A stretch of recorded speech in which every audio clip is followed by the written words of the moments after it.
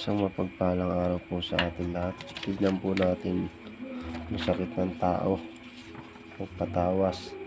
Siya po ay nagpa-doktor o nagpa-ultrasound. Wala daw hong nakita sa kanyang ultrasound. Pero sa pakiramdam niya, siya daw po ay buntis. Pero wala naman daw pong nakita sa ultrasound.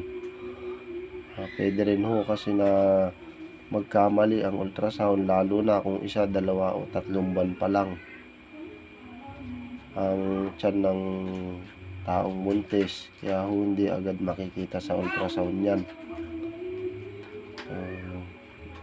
Huwag po tayong manisi kung bakit hindi nakikita ang sakit sa ultrasound. Hindi naman po lahat ng sakit ay spiritual o puro kulang barang o bati.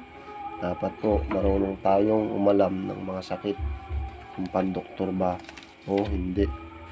O bali, ito po ang lumabas. Ito pong blanco po na to sa gitna. Ito po ang kanyang sinapupunan. O ito pong mga nangingitim na yan, ibig sabihin sa loob po yan. Ito yung pinakalagayan ng mga bata sa loob. Ito pong blanco na to na hindi pa ho o hindi pa dapat o hindi pa talaga makikita sa ultrasound kasi isa, dalawa o tatlong buwan pa lang po ang loob ng tiyan niya, kaya wala pang makitang bata na nasa loob. Kaya so, bali buntis din po siya, kaso hindi pa talaga makikita sa ultrasound kasi 1 to 3 months pa lang po ang kanyang tiyan. Kaya walang lumabas sa ultrasound. Ang tamang pagpapa-ultrasound po 5, 6, 7 months po bago makita ang bata sa ultrasound.